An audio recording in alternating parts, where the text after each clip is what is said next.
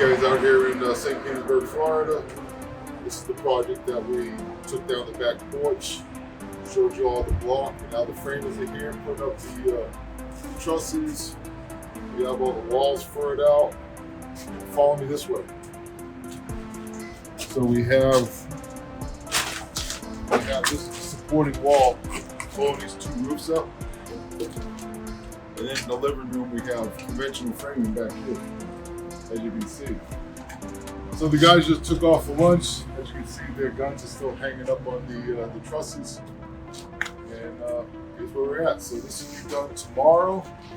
All the plywood will be up, and then we'll start putting the electric in, the AC in, then start onto drywall. Every day a little closer. Keep pushing forward. Thanks, as always. Peace.